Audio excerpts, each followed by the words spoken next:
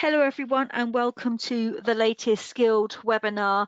I'm sorry we're a little late started. We had a few technical problems and we're going to do things a little differently to usual, but it'll be just fine. It's looking to be a great session, so I just want to run through the first few slides that we've got. Okay, so if you're a non-member, welcome. It's lovely to have you with us, and you can of course go to the Guild website, which is one-name.org, and you'll be able to either sign up to our non-members mailing list if you wish to, or this is where you can explore and see other previous webinars, for example. So if you want to see what's coming up in webinars, you will normally see them under the events tab, and that's the link. This actual slide is in the handout section if you wish to download it, and there is also the link to download the previous webinar so that you can have a watch of those at your leisure. When you look at it on the website, you will actually see that there are no previous webinars for forthcoming webinars scheduled, but they are coming. I'm just in the process of trying to get the last two for the year uploaded before moving across to next year, so bear with me, but they will all be there. So hopefully you can find your way around your screen and can hear. If you do have any problems, there is the questions facility at the very bottom of that little dashboard control panel bit that pops up. I will be keeping an eye on that, and then you'll be able to ask any questions and so forth through there. Obviously, if they're for me, I'll answer it as we're going, but if they're for the speaker, then obviously we'll deal with the questions at the end. So, and that's the little box for questions. I forgot to move the slides, apologies. So you'll be able to see the little bit there where you can type in whatever question you've got. Handout, I said there is a handout, and it is just that Guild slide. If Diana has got a handout available, I'll make sure it goes onto the website, and everyone has a copy, but it's not there currently. I haven't. Okay, that's fine. So we're going to be joined today by Professor Diana Whaley, who is from Northumberland University. Is that right? Have I got that right? Newcastle, sorry.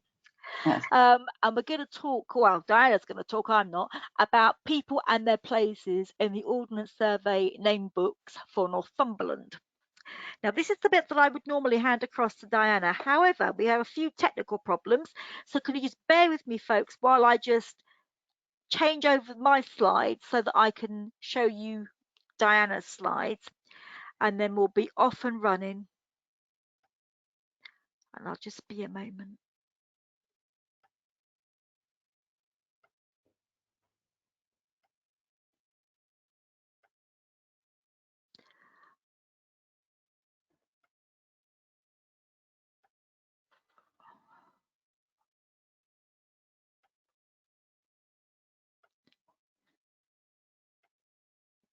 I'm still here, you haven't lost me. I'm always very conscious of when it goes really silent, you wonder what things have happened at the other end of it. Okay, let me just grab that across to my other monitor. There we are. Yeah. Super.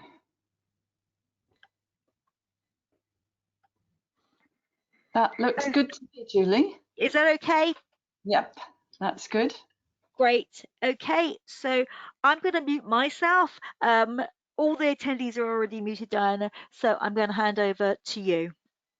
Thank you very much. Thank you, Julie. And thank you so much for the invitation. I do have a strong interest in names of all sorts. I'm very involved in the Society for Name Studies in Britain and Ireland. My own work is mostly on place names, but I think the work you all do is really fascinating. So I'm very, very honoured to be with you this evening. As Julie says, we've got a little wee problem in that I can't share my screen from my machine. So Julie's going to advance all the slides. So like those old-fashioned slideshows, which we all remember, I'm going to be saying next please about 70 times. So next please. So we're going to be talking about the Ordnance Survey Name Books, which date from around 1860. And what I'll try to do is to say a little bit about how the Ordnance Survey came about, and therefore how really the whole of Britain and Ireland was mapped. You may well know a good bit about that already.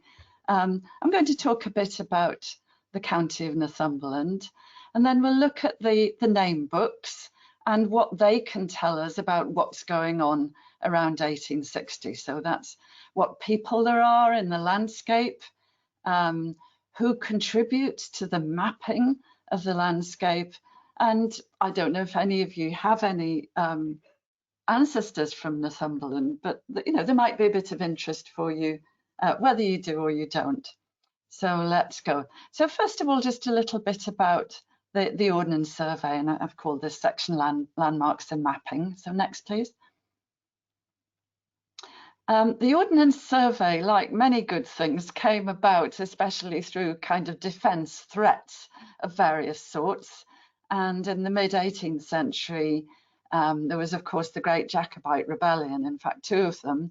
And after the second, there was the tragic Battle of Culloden and the pursuit of the Highlanders through the mountains of Scotland. And that made the English military realise just how important good mapping was. And so that whole thing gave an impetus to the idea of very good mapping for Britain and Ireland. And that was carried out especially under the great William Roy, a fantastic surveyor. And under him, there was a survey that kind of reconciled the surveying on the English and French sides of the Channel. Roy promoted the idea of a British National Survey, and the teams accomplished a thing called the Hounslow Heath baseline, which was a 5-mile stretch measured out precisely, roughly where Heathrow Airport is now. And when it was redone decades later with more sophisticated equipment, it was found to be about a matter of a few inches out. So that's how good they were at surveying. And that was all wrapped in with the idea of a principal triangulation. And you can see perhaps on the right there a rather shady map of the big triangles that were established with this Ramsden theodolite in the picture at the bottom there. So this was the sort of field work in terms of the technical work with the theodolite. And then when we get onto our Ordnance Survey name books a few decades later, what the men are doing is filling in those triangles with more detail and then walking the ground to see what's there on the ground, what buildings, what people, what they're going to actually map. 1791 is the date usually given to the start of the Ordnance Survey. The term was sort of evolved a little bit, but the Board of Ordnance started mapping England then, and they evolved a plan to survey the whole country. Next, please. And perhaps unsurprisingly, it was Kent that was treated to the first map on the scale of 1 inch to the mile, because of course we're into the Napoleonic Wars now, and the threat was felt very, very much on the south coast of England. Meanwhile, they developed an ambition to map at a much bigger, more detailed scale. So 6 inches for every 1 mile, very, very detailed.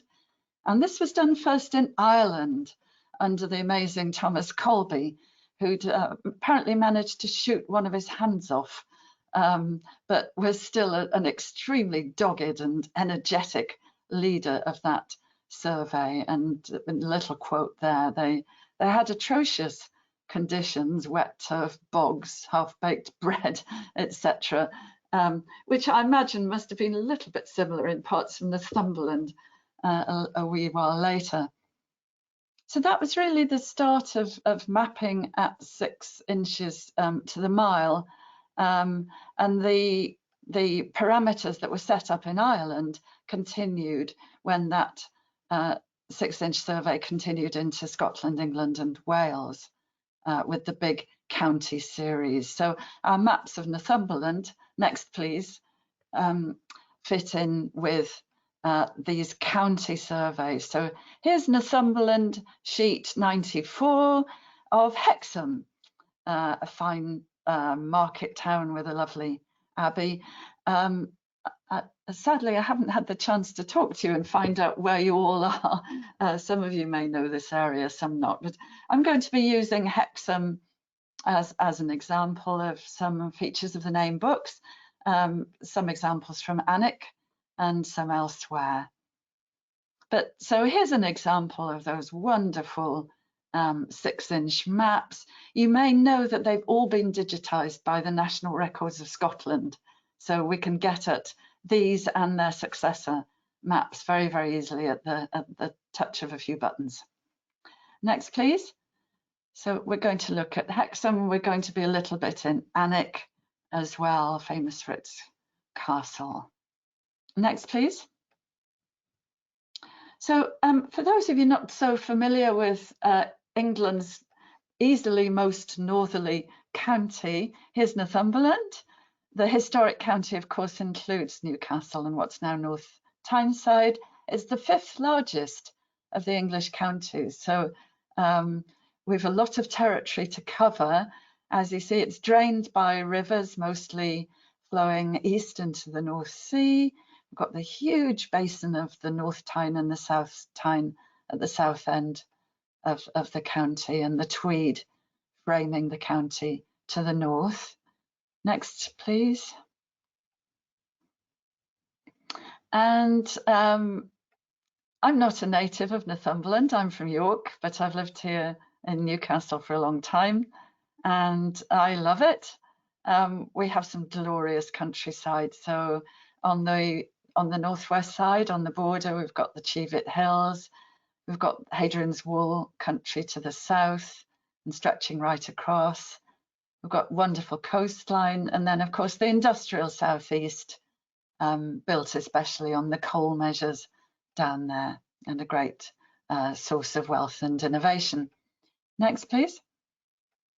So it's that county that we're going to be looking at really through the lens of the Ordnance Survey Name Books, and they were produced at a time of immense change, you know, the coming of the railways, great urbanization, very, very active ports with buzzing quaysides, lots and lots of pubs, lots of chapels, lots of libraries, and all of that is reflected in the Ordnance Survey Name Books. And here are the name books on a desk in their home in the National Archives queue. I expect some of you will have used the archives. My husband and I spent many days taking photos of these books and enjoying the lunches there and the nice building and so on. Next, please. And here's a member of our transcription project, Christopher Coombe, perusing one of the books in the National Archives. You can get a sense of the scale there. They're rather scruffy, as you see, but mostly very legible. Next, please. So some details about these books. There are 103 books covering the county of Northumberland, and those are in queue. There's one, the book for Berwick, in the National Records of Scotland, and it's part of the Berwickshire survey within the Scotland survey. The books cover 92 parishes, so the larger places like Hexham and Alnwick have 2 or 3 books each, and they vary wildly in size as the parishes do, so between 7 and 320 pages. There's one book missing, and the centre of Newcastle is really not very well covered, and the mother church, St Nicholas and its parish, are not covered, which puzzles me a bit. I think there must have been another separate little survey of that area, which we don't have any longer. And then you may be wondering, is there some of this from my county? The answer is sadly not, unless you live in Cumberland, Westmoreland, Durham, or in fact the Isle of Wight, that part of Hampshire. Sadly, the rest of these books were destroyed in a bombing raid on Southampton in 1940. There are later books, there are Ordnance Survey Name Books from later generations of survey going right up into the 20th century, and those are valuable in themselves, but I think nothing quite matches these first generation ones for the amount of information. And as you see, they're produced in the years around 1860. Next, thank you. So here are the books for Hexham, and as you see, there are 3 of them. 2 of them actually cover the parish of Hexham and the other the town. Next, please. And if we open up one of these books, we get a nice tidy index, all handwritten. And this is actually a great way into Hexham around 1860. You can see exactly what places there are. This is the parish. And if we're interested in one of these particular places, next, please. Like Gilesgate, for instance, we find it in the more or less alphabetical list, and we go to page 16 that's been corrected to 17. So next. Here we are on page 17, and you see the kind of information we're going to get right across Northumberland. Gilesgate there, and all the information about Gilesgate stretching across the page in 5 columns. And very typically there are 3 different places covered per page. As you can see, it's all handwritten, but on pre-printed forms. Next. And so let's just have a look at in more detail what's in these columns. So we've got Gilesgate on the left there. This is the list of names as written on the plan. So after all the research has been done, all the field work, all the consultation, perhaps a bit of argument here and there, they settle that that's the form that's going to appear on the map. And generally what's there in the right-hand column is on the map. It's not quite exactly as simple as that, but generally speaking. And then in the next 2 columns, what we've got is various modes of spelling. So you can see it's usually reasonably straightforward. You get different authorities saying the same thing. But in the 4th one here for Gilesgate, I hope you can see that okay. It's in red, and it says Gillygate or St Giles's Street. And that's taken from a written source, Wright's History of Hexham. So there may be different ideas about the correct name of this street or a farm or a hill or any of the features. And you see in the 3rd column what the authority for these forms are. The top one is on the corner of the street. So this is the little street sign. And the next one is Jasper Gibson Esquire. And the next one is Mr. Dinning. So these are going to be respected members of the community who've been consulted by the surveyors, who have been tramping around and asking, you know, who are the big people around here? Who's educated? Who's a property owner? Who can we rely on? Because their instructions were to consult those kinds of people wherever possible. Next, please. So this is one of the areas where we're going to get more people, but just before we go on to that, the surveyors are taking a lot of care over all this, even when things are pretty complicated. Here they've had to do an awful lot of crossing out because they're really not sure what to call this burn or stream. So the ancient name, I'm going to the right-hand column now, is Halgate, but it's more generally known at the present by Cowgarth or Clarks or Cutthroat Burn. So they're getting different accounts from different people there, and they do feel they should record it, but then there comes a point when they delete the lot because it's getting too confusing. Next, please. They're also rather chary of names that they think are not well enough known. So you can see that they've gone to all the bother of covering this little place called Crawberry Hill. But then, sorry, I can't use my cursor to show you, but in the middle columns, somebody's written not sufficiently known. So they've now just deleted all of that. So it's a mess on the page, but I think it's a sign of people wanting to get things right and being willing to ditch some of their work if it wasn't correct or they don't think it's well enough based. Next. So I'm just going back now to think about this third column, the authorities. We've seen Jasper Gibson and Mr. Dinning there. Next, please. This is a list of some of the people who have been approached by the surveyors. So on the left there, the town of Hexham, the experts are people like Mr. Joseph Fairless, who he ran a painter and decorator's business, but he was also a very distinguished antiquarian who wrote a history of the Abbey, I think. So it's people like him, the vicar, Reverend Singleton, here's Jasper Gibson again, a chemist, another Mr. Gibson, and so on. So these are the kind of people who are being consulted, and therefore the name books become a bit of a compendium of who's important in Hexham.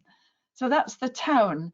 In the towns, they tend to use a rather restricted number of people who are consulted on a lot of different streets and buildings.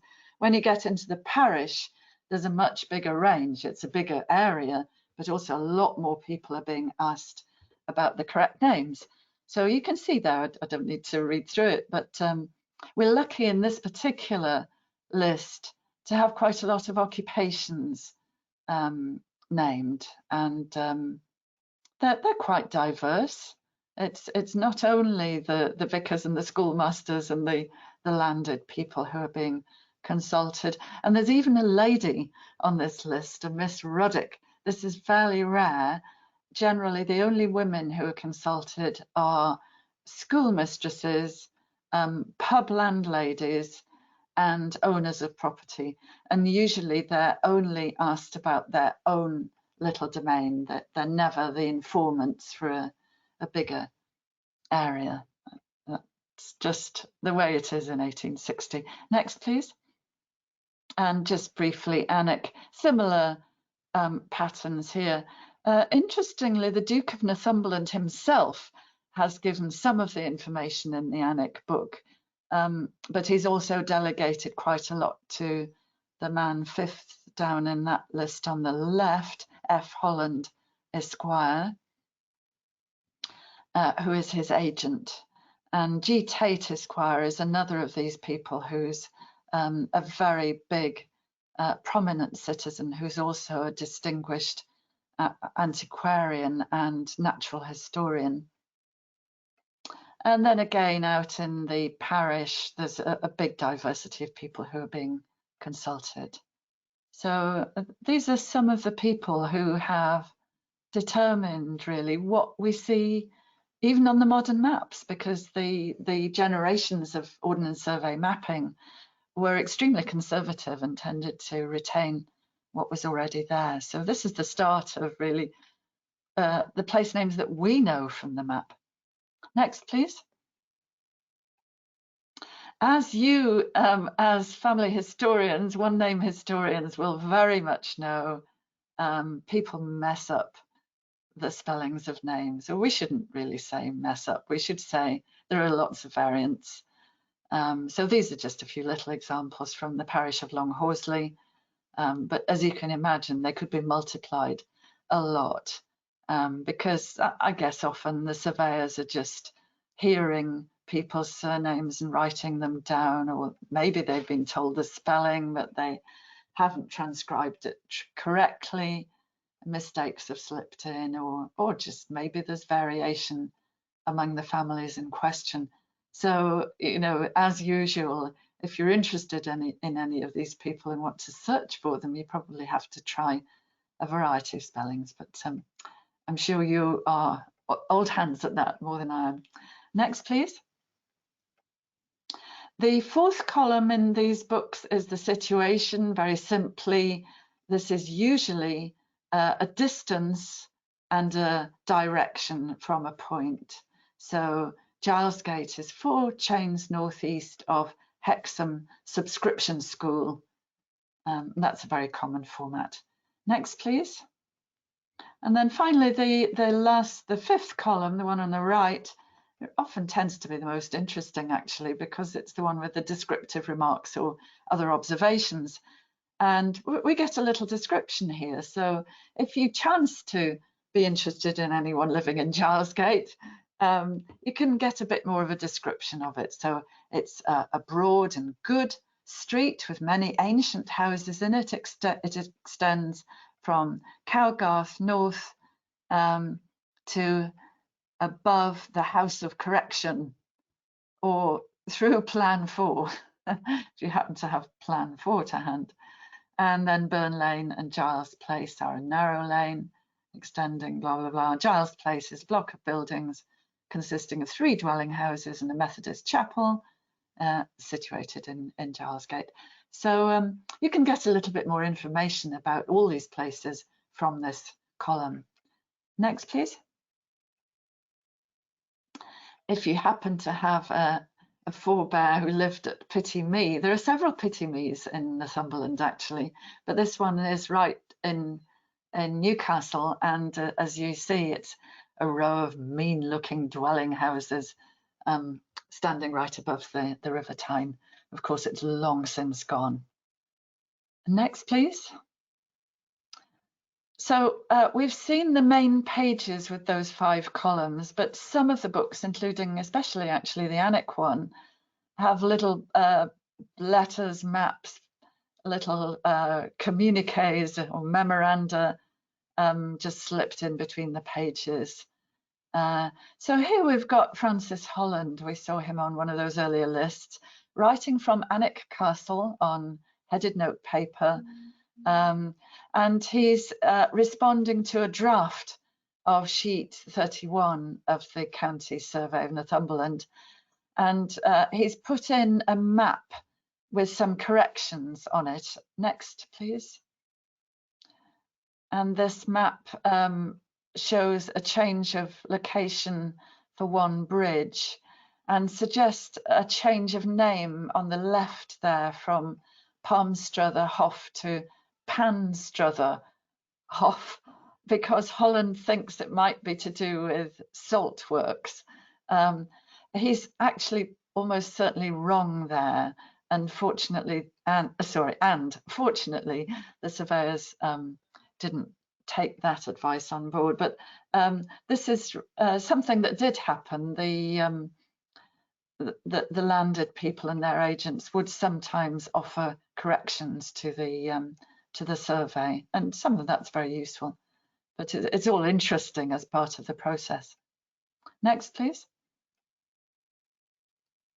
So we've seen the people on the ground who are giving information about the places. Now let's just think, who are these men who are collecting the information? So the surveyors were, the survey was organised by the Corps of Royal Engineers. Surveying was one of the things they did, both at home and throughout the empire. Next, please. And we're fortunate that the pages of the Northumberland Name Books are nearly always signed at the bottom or in the top margin by the men working on that particular parish. And so we've got a lot of names. We've got about 22 sappers, 4 lance corporals, 5 corporals, plus, very importantly, there were a lot of civil assistants, so-called. These are civilians who are professional surveyors who also worked on the survey. Next, please. And at the end of every book, well, the end of most books, there is an officer signing off the whole thing and dating it. So this is the parish of Bywell St Peter at the bottom, and C. O'Grady, captain in the Royal Engineers, is signing that off.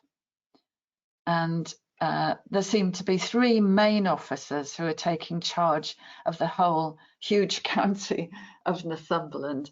Burnaby has already worked on the Scottish survey by now, and he's about 40. But the other two are starting off as lieutenants, and they're only in their later 20s. And they are in charge of this whole big operation of filling in the detail, doing the detailed survey, not just the trigonometry and the work with the theodolite, but the finding out what's on the ground and working out how to map it. They're doing all of that, and they're only in their mid to late 20s. And as I've said, it's a big job for them at the time, and they probably didn't pause to think there are going to be people in 2022 looking at our maps, and also all the maps in between will fundamentally have been based on our work. I think they'd have been perhaps very daunted if they'd realised that. Anyway, there they are.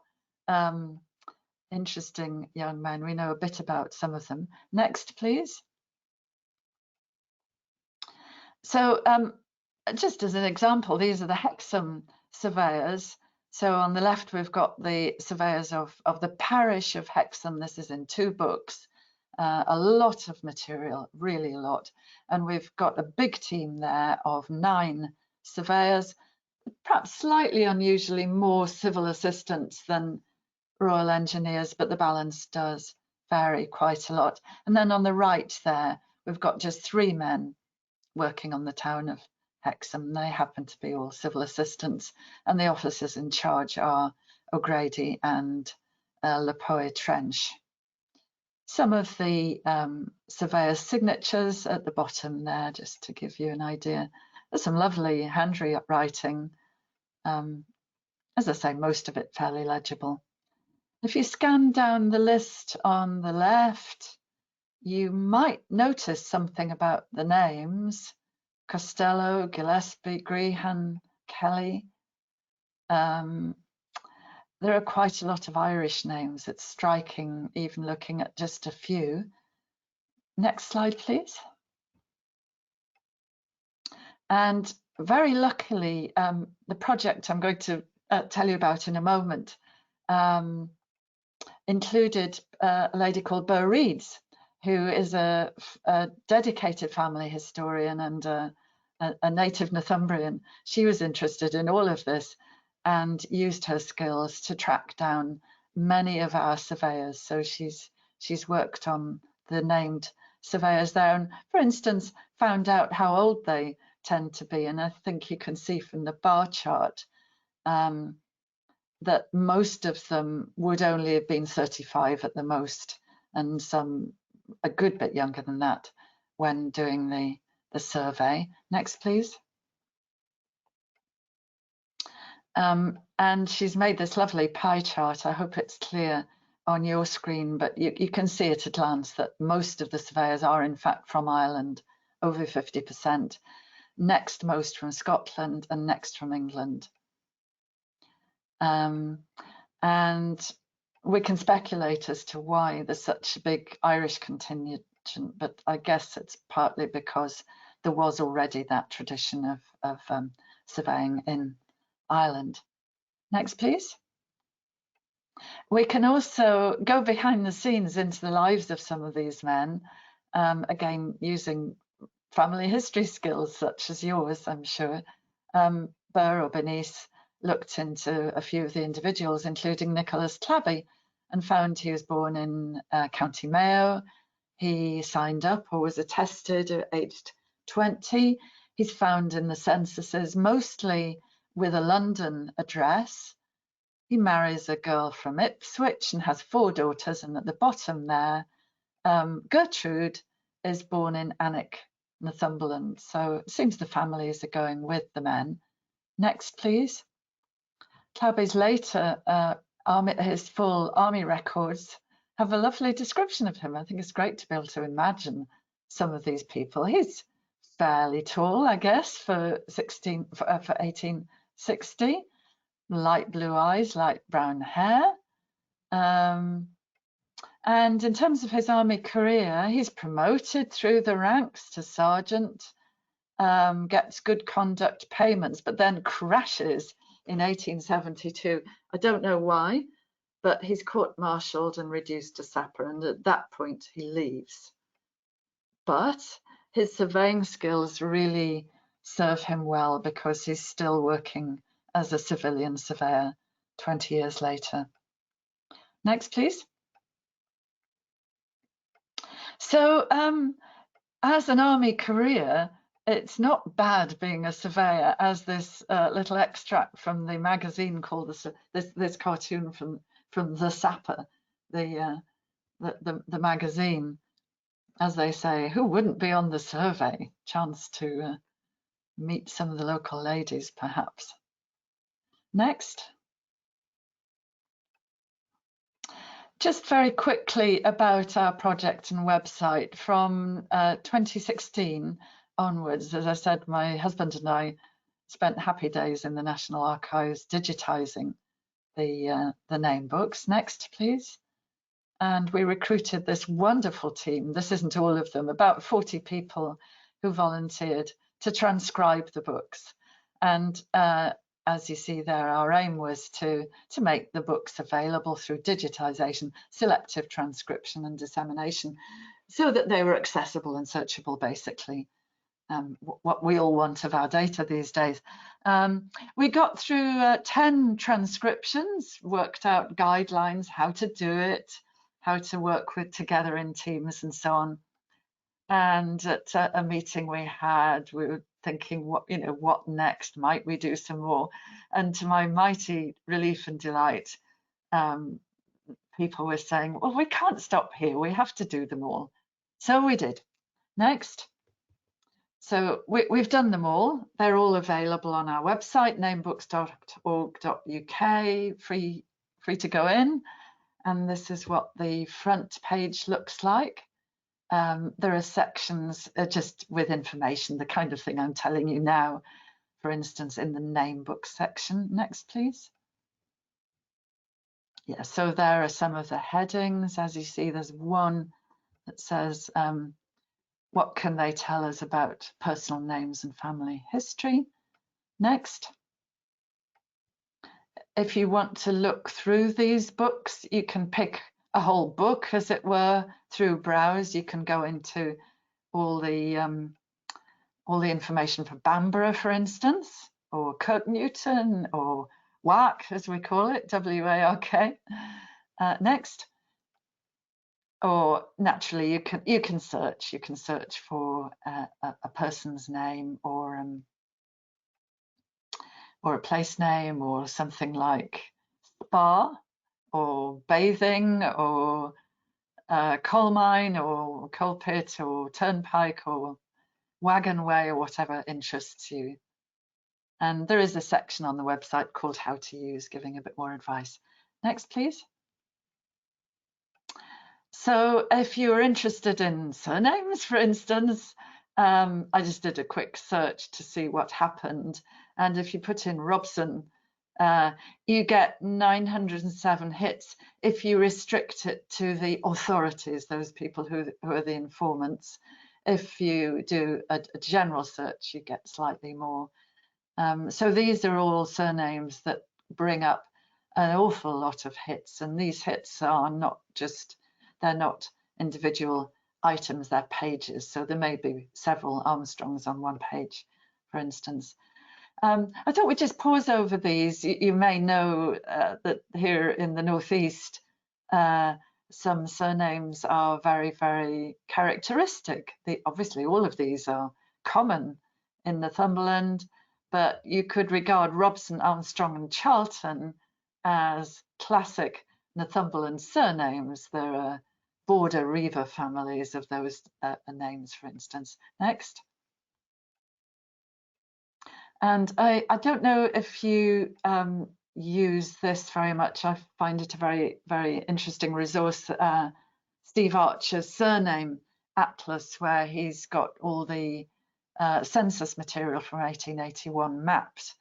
And you can see it at a glance there. If you go to Northumberland, it's always in the darkest colour for these surnames, which means it has more Armstrongs, more Charltons, more Robsons, together with County Durham, than anywhere else. So I think the name books are tallying with this bigger information from the censuses in saying that these are very, very influential families in the Northeast. I've got that information indirectly, as it happens, from the Oxford Dictionary of Family Names in Britain and Ireland. Again, I'd imagine you're familiar with that, but if you wanted to ask about it, please do after. Next, please.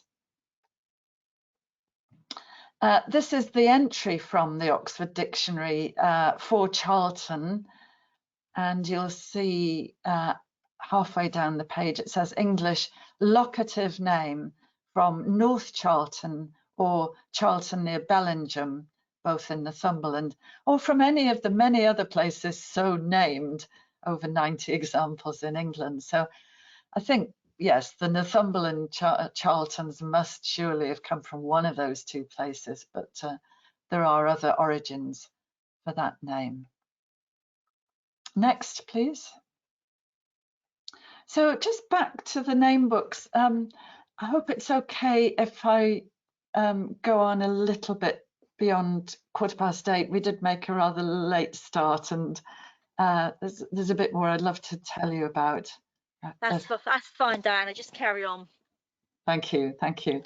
So this isn't really about people or names in particular, but it's a really major aspect of that first Ordnance Survey. So I thought I had to just mention it. But these poor old surveyors, they're trudging through the bogs and over hilltops with their heavy theodolites and the chains and the other measuring equipment. They're interrogating vicars and schoolmasters and pub landlords about the places and their names, but they're also having to be amateur archaeologists because many of the places they go to are really antiquities.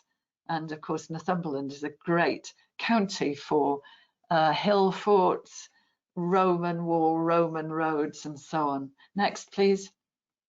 So they're really having to do the job of archaeologists. Obviously, there are some famous sites like the Roman roads that have been talked about in print, but some of it they're just having to do for themselves.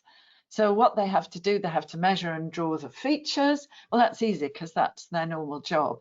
But they have to distinguish artificial from natural. That's something that archaeologists always have trouble with. And then they have to decide on labels for features on the map. And very often they default to camp.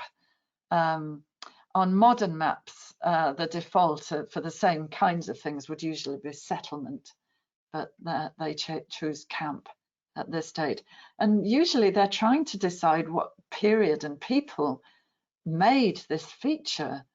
So we get the odd druidical one. Yevering Bell is a wonderful Iron Age fort on a very shapely hill, but we no longer call it druidical. So I just wanted to give you a glimpse of that whole aspect of what they're doing. Next, please. As I mentioned at the beginning, my obsession is really above all with place names. And for me, this whole set of documents is a wonderful treasury of names. And from the individual books indexes, we can get together a great big gazetteer of thousands of names. And so that does mean that the website might be useful if you're interested in a particular place in Northumberland. And the information that we get is useful, especially for minor names. And that's because really, if you're thinking about a place called Hexham or Alnwick, these are medieval towns. They're very well documented. We can deduce what they mean and what they stand for from much earlier evidence. But for more minor names, the name book information can be very valuable. Next, please. I just wanted to mention by the side, obviously my gazetteer is only for Northumberland, but I'm sure again you will know about this, but there was a big project called GB 1900, which took the second edition 6-inch to 1 mile maps and crowdsourced transcriptions of every single name. It was millions of names on those maps for the whole of England and Scotland and Wales. And all of that data is available. So again, I guess if you're looking for a place, that could be a very good source. And it's there on the Vision of Britain Through Time website these days. Next, please. So just thinking about the kinds of minor names, these are some typical Northumberland names. We've got a lot of hills called Now, lots of little valleys called Clough, lots of crags, some of them with foxes on them, Todd Crags, and recurrent names which you'd find all over the country like Lane End, Lane House, and so on. So some of these are sort of, if you like, rather ordinary looking names. Next. But personally, I find this data extremely useful because, for instance, if you're interested in what streams or watercourses are called, in my case in Northumberland, I can collect all this data, and there are over 1,100 names containing burn for a stream and over 500 containing syke, and a few which are lech or stream or strand. And I once did a comparison with Leicestershire and Lancashire, and clearly the patterns are very, very different there. They've got lots of brooks, and Lancashire has lots of becks too, for instance. So you can do things with this big data is really the point I want to make. Next, please. But there are also different kinds of naming that are coming up, and I think these are interesting types of names because the names of the minor features, little farms or hills or streams, often refer to people, and they're not big important people, they're local people who somehow have got commemorated in names. And I don't know, I find that quite touching, really. Well, this man was quite important in Hexham, but he's not big in the great scheme of history. But this is Mr. Ridley, a tanner and glove manufacturer, and he erected this very nice superstructure for a very important thing, a source of fresh water, and it's therefore called Glover's Pant. Next, please. And then we've got seemingly a humble old lady who lived on this hill, and she was called Eppie, a contraction of Elspeth, and it's Eppie's Hill to this day. Next, please. Robin's Lot is named after somebody called Robin Cummins, and Robin's Well, more sadly, from a robin who hanged himself nearby. There are quite a lot of these names that commemorate tragic deaths. Next. Here's Henson's Island, a man drowned in the River Coquet. His body was found on this island, hence the name. And we've got the signature of the surveyor there at the bottom. So poor Henson, but again, he's commemorated. Next. Lambert got lucky. His horse careered over this bridge and unfortunately fell to its death, but he grabbed a branch and managed to survive. And again, that name is still just known here in Newcastle. Next, please. This is an odd one, McCartney's Cave. Who's McCartney?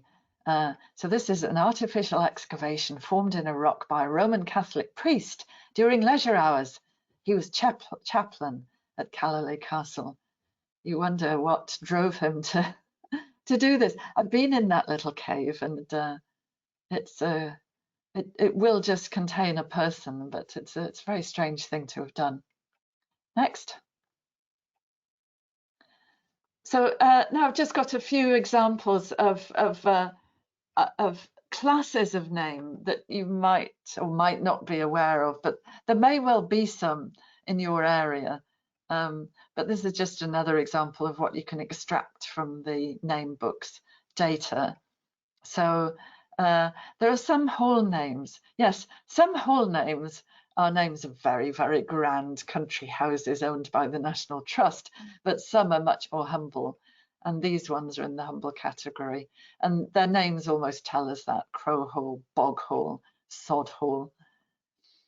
Verbal place names contain verbs. And these are characteristic of the northeast of England and southern Scotland. And they're quite a nice collection. Make me rich, I guess, is pretty transparent. But glororum has sometimes been taken as Latin, but it actually means glower or meaning glower over them. So maybe it's on a bit of a rise and looking over the neighbours, or maybe the people at glororum feel a bit superior. Anyway, one way or another, these are quite quirky names. Next, please. And just two more categories. We have a lot of distinctive rocks in Northumberland, and some of them have distinctive names like the Tailor and his Man, or the Grey Yade of Copperth. A yade is an old mare.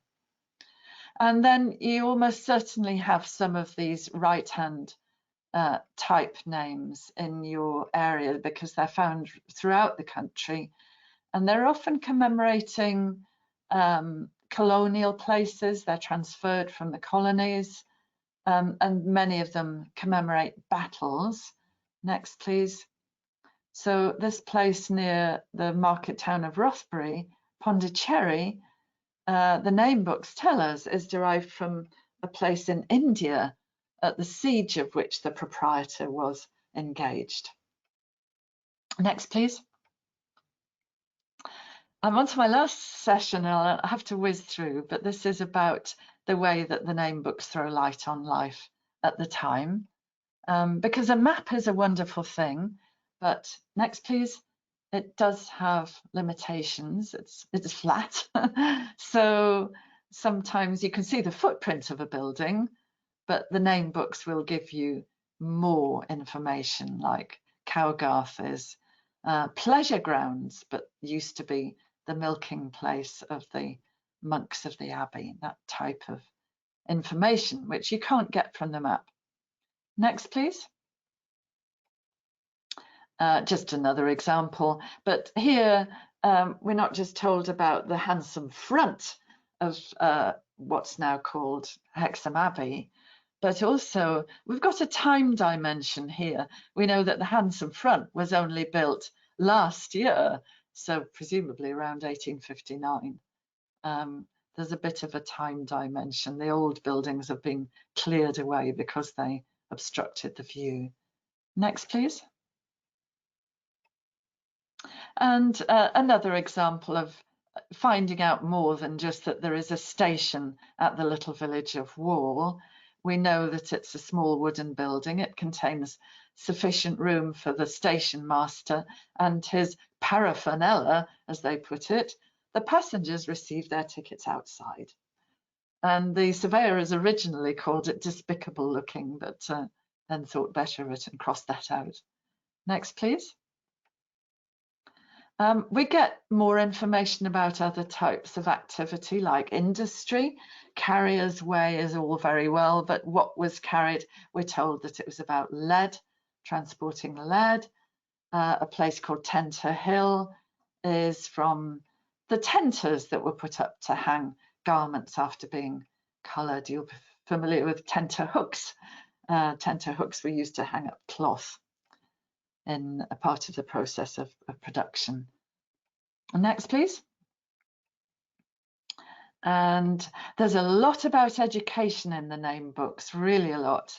And this is just one of the more picturesque details. The Duchess's School, which still exists in Alnwick, was supported by the Duchess herself. 50 girls taught reading, writing, arithmetic, sewing, knitting, marking, and they're dressed in green frocks, straw bonnets, and white tippets. What a pretty picture we have there. Next, please. A little bit of ecology. I won't pause over this, but the warp or curlew is the symbol of the Northumberland National Park, and there are place names based on that word warp. Interestingly, some of this moorland already at the time of the survey is turned over to woodland or arable, and that's one of the threats to curlew breeding still. Someone I know is having a bit of a battle to plant some woodland because of the fear of diminishing the curlew territory. Next, please.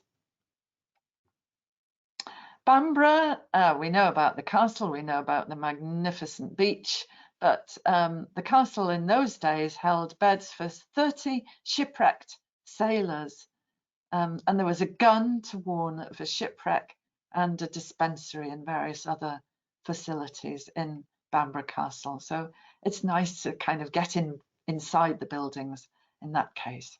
Next. And then leisure, there's always leisure at Picnic Well. Indeed, it was resorted to by picnic parties during the summer. And next, please. Pubs, of course, always a great place of leisure. And this is the Duke Willie pub, but Hexham had a huge number of pubs there, the ones beginning with the word the. Next, please. Right, this is actually my last example. This name caught my attention because the scathe has to be a name or a word of Scandinavian origin, and I was rather astonished to find it there. I knew that it meant a race course, amongst other things, in Old Scandinavian, and so I was very delighted when I found that it was indeed a place where games were held up until the early 20th century. So, sorry, that was a bit of a scramble, but next, please. I hope we've seen a bit about how Britain was mapped, who was involved, a little bit about life in the mid-19th century, and some light on some Northumbrian families and the places where they lived. Next. This really is the end. All that remains is to say thank you. Thank you very much, Diana. That was great, actually. I had a quick look whilst I was moving the slide to the next one, checking the questions. I managed to get my iPad and real quick have a quick look to see if one of the names I was researching was in there. I'm researching two names, but one of them is Butcher. The other one wouldn't be in there because it's an Italian name. And there's even some references to the name Butcher, which I wouldn't have thought of because it's not a particularly it's not a name you would associate with the Northeast, for example, even Well, though I now live in. Actually, Julie, I have to admit I'd spotted that on your email, and I did look up Butcher, and they're I think they're in place names, like there's a Butcher's Lane and so on. So I'm not sure that we'll find people called Butcher, but Yeah, that's great that you managed to have a look. yeah, well, I couldn't obviously take too much detail because obviously I was trying to do No, three things already, and obviously. I was at the limit of my concentration ability, but it was really good for me to have a look and to see, and I think it's great that this has been done, and what a shame that other places aren't Yes, available. it really is a shame. I mean, the slightly good news for the north of England is that people are working on Cumberland and Durham now as well. So, you know, at least there'll be those. But as I said, there are the later books for the other counties. I think they're OS 35 in the National Archives, but they don't have so much information. Okay. Well, I'll be keenly interested to see Durham. I mean, I live now in County Durham, um, All but right. I'm originally from Surrey, so um, no such hope of a book for me. But I did scribble down a few places to have a look and Right. see. We've had a couple of questions, so bear with me while I just glance at them. Yes. So Clive says, a confession, I have worked for Ordnance Survey for the last 49 years and have a website saying someone's just added their question, it's just moved, and have a website called OS People. Is it possible to Oh, get a list of OS people, where they were and when? Clive, you tinker, you kept that real quiet, didn't you? Nice. wow. So expect an email from me sometime soon. But is there a chance to get a list? So is it possible to get a list of OS people and where they were and when? So I'm assuming, Clive, you mean the people that were on the original Mm, exploration, I suppose. gosh. I honestly don't know that, Clive. I mean, obviously, we could deduce easily which ones were involved in Northumberland, and I suppose because we had that information, we weren't looking. I haven't badgered the Ordnance Survey or anything, but I think I think all their records went, or most of their records went to the National Archives, and I've never seen, I've never seen such a list in a catalogue. But that would be very interesting, wouldn't it? I Um, don't know of such a list. Hmm. Maybe we can ask Mr. Google a bit later on, but Yeah. if I find Um, anything out, I will add it when I add the recording onto the website, and I will add the link, obviously, to anything else that's relevant, yes. including the Yes. website. I think what I would perhaps do would be to ask somebody like Richard Oliver, who's a historian of the Ordnance Survey. But I know I did once give a talk in which he was in the audience, again, and again a Zoom one, and he didn't mention that, but perhaps it just didn't arise. Anyway, feel free to get in touch, Clive, if you wanted me to try to put you in touch with him, if you see what I mean. Okay, so Natalie says, very interesting. Thank you, Diana. We're very fortunate to have the OS memoirs for the northern counties of Ireland, which were Ah, compiled in a similar way. I'm looking yes, forward to seeing the Cumberland books, where some of my namesakes came from. yes. I'm assuming you mean your surname, Natalie, which is, I hope I'm going to say this right, which is Boddle, Bodle. All right. So Uh-huh. yeah, so that would be really interesting. I can Yes. see, The I can, the Ireland survey started, yes, doing those memoirs, and I think they did publish them, didn't they? They were tremendously detailed, and I think they were perhaps too zealous. They were doing too good a job, and it was incredibly slow. And I think they had to just step back from that when they did the England survey, because they would have never finished. But yes, we're lucky to have a huge amount of information about the island the island parishes, much more than we have for Northumberland. So yes, if you're from one of those Irish counties, that's good news. And the Irish books, I should have mentioned, the Irish books survive, and practically all of the ones for Scotland, and the Scottish ones are digitized on a site called Scotland's Places, and that's a wonderful website. They're transcribed as well. The Welsh ones were all destroyed along with the rest of England, unfortunately.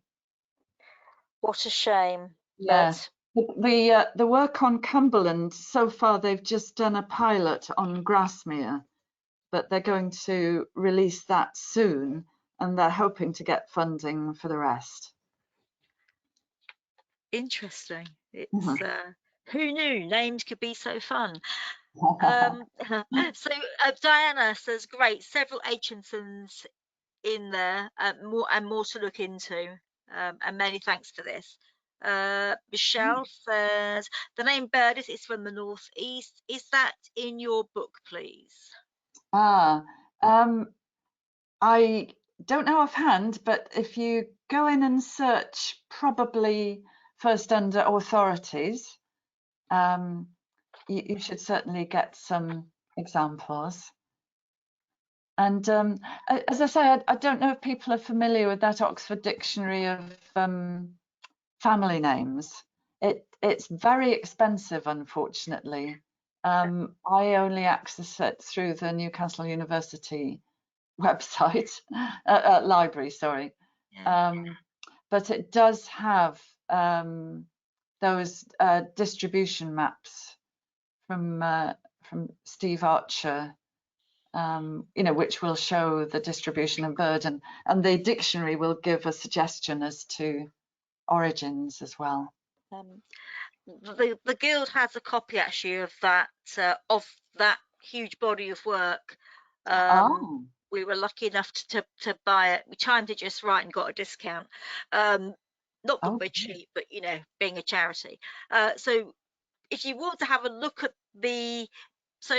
if anyone wants to have a look at what their name looks like in the book, if you email the librarian and tell him what surname, Peter will take a picture of the entry and then email it to you. So that's always, and Steve Archer's maps, we have access to that too. So, and there's never a presentation that I do about surnames that doesn't have a copy of a map produced from Steve's. Yes. Because it's a great way of being able to see the distribution of what a surname looks like in a particular place. Yes. Yeah, it's a great way. Oh, that's great, Julie. I'm glad everybody's got access to that. And the maps that we saw on the screen just give the counties as a whole, but I think his data also breaks things down within the county. So, you can even pinpoint, well, that the Armstrongs, for instance, I think they're more from the southwest of Northumberland. So that's useful too. So Clive just says, yes, Clive, you can talk. I think you can unmute yourself. So give it a go. The technology's been a bit tricky this evening, but you're very welcome to talk. Or just give him a minute. I'd be interested to know the name of your website, Clive. In case you can't find how to unmute, you should see near the top of your little dashboard thing, there's a little circle with a microphone in it. It's probably the first circle you can see. It's green. Well, mine's green because I'm talking. Yours will be kind of grayed out. But if you click that, it will allow you to speak. In the meanwhile, whilst you're doing that, I'm going to go to the next question, which is from David, who says, in the 60s and 70s, I was an OS surveyor in the Scarborough office. We had some of the old MBs of North Yorkshire badly fire damaged due to the bombing of Southampton. Let me just scroll down. In 1941, and I wonder where they are now. Oh, golly, I wonder too.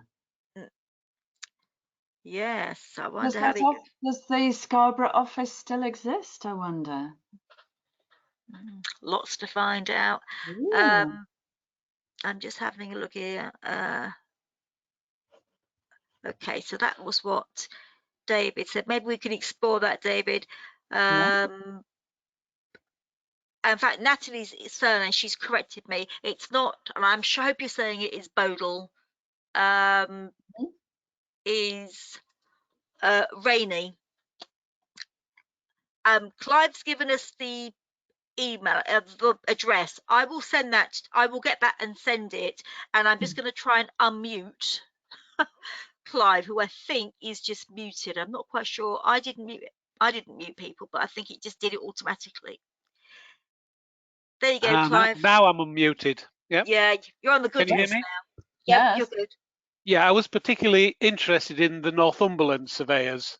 I probably know all of them, but what I was trying to work out is where they were and when. There is and in terms of lists, I've probably got lots of lists. There is a list from 1863 that gives all the names of the OS employees, how long they worked at Ordnance Survey, and how much they were paid. How So fantastic. I've probably got a lot. Your lady who's been collating some of that history, in some cases she's probably got more than me. So I'd love to do a swap. Oh, But if I know where they were and when, especially if it was around census time, it helps me to find them. And the reason why they're mainly Irish is because when the Irish survey came to an end, which was around 1841, a yes. whole load of them moved across to well, it was Northern England and Scotland mainly. Mm. But And it was the time of the potato famine, wasn't it? there's all sorts of horrible things around that time. But So, essentially, Ordnance Survey was sent to Ireland to map it yes. around about 1825. They Mm. more or less finished the map in about 1841-ish, and then they came over and Mm. carried on doing Yes. England. But Yes. it's specifically your list. I've got a list of the names of surveyors from Scotland's places because there's a Yes, there's a there link is. there where you can Yes. generate the list. Yes. But Yes. what you've also got is what sheets they were working on, and Yes. maybe when they were working on those. If you haven't got the when, I can find the when from elsewhere. And your earlier slide actually gave me a list of names because Mm. trying to find a list of names on your website has caused me grief. Oh, sorry. I have to Oh, sort of guess the names, and I've got probably we're getting close to about maybe 10,000 names in my list. gosh. Yeah, so it's How yeah. fantastic. Oh, well, we need to talk some more, Clive, obviously. I'd be very, very happy to. Yeah. I do have a bit more, more of a list in the background. It won't be perfect by any That's means, what I but mean. I think in I the can background you could certainly, probably generate a report. yes, I can Yeah. certainly give you more than you will get directly from the website. And I'll email you directly if that's oh, please okay. do. Yeah, that'd Yeah. be great. Yes. Thank you. Yeah, that's exciting. Yes, thank you. Thank you. And I don't think there's any more questions, but just to say, Clive, I know that you know so much about the Ordnance Survey. I may expect an email. We have some Yes. slots for a 2023 presentation, and it's I'm always sorry, about the Scarborough. Can we? yeah. There was this question about Scarborough. Yeah, so that was yeah. So David said that he worked there in the 60s and 70s, and they had some of the old books from North Yorkshire that were badly damaged by fire. And where are they now? Yes. So, David, I presume he doesn't have any ideas as to They would Leeds. be. I'm sure they would be in the National Archive.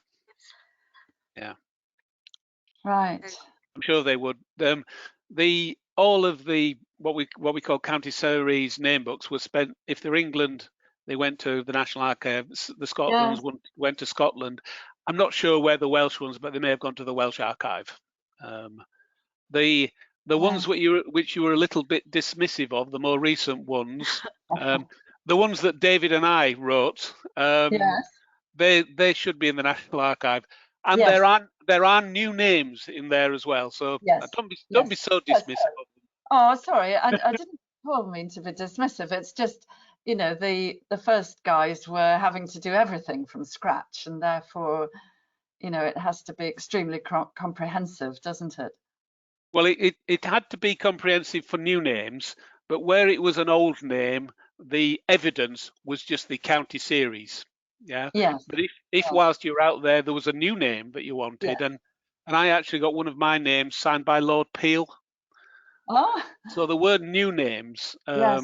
that came in, and those they were never as richly described as they were in the county series, Yes. unfortunately. Yes. Yes. No, but you're right. They're still valuable, and it's worth having a look at those. Yeah. Good. Well, we've That's it. got to the end of the questions, so Thank you, Diana. That was a great presentation. I really enjoyed it. I've been looking forward to it for a bit, actually. So thank you so much for joining us. And thank you for everyone for the questions and for your insight, Clive. I shall write you an email. Yeah, thank you all. That's great. David's just popped another comment on. He just says the new ONBs include a map grid which shows the exact location of, let me just make the box a bit bigger, which shows the exact location and extent of each name. Ah, yes. What a good idea.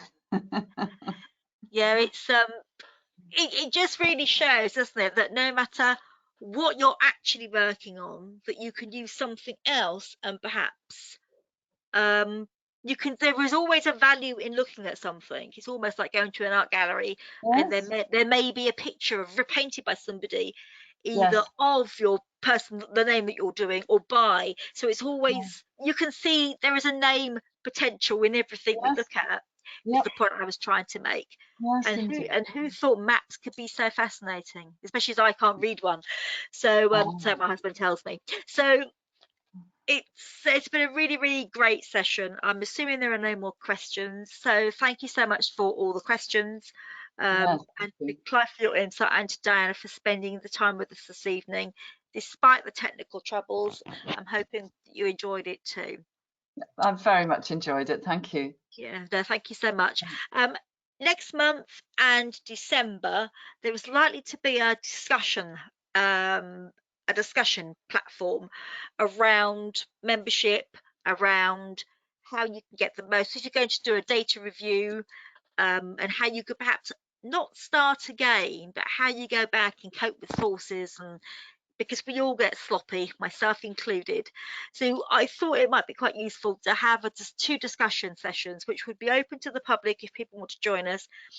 And I will put the details on the website as soon as I've got it organised.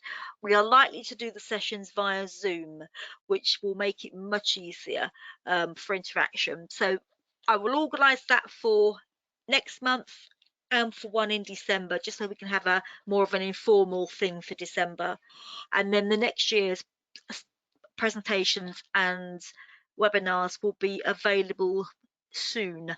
I've been a tad busy, so I'm not quite as advanced as I might have been. But so thank you very much, Diana. When I close it down, it will disappear completely. So if you're not used to go to webinar, it kind of freaks people out. So just to let you know. So thank you so much, everyone, for joining us for the session. The recording will be up on the website in the next day or so, along with the various links and things. So thank you so much for joining us, and we'll hope to see you next time. Diana, thank you so much. Thank you, Julie. Thank you. Thanks. And Bye-bye. bye-bye. Bye-bye.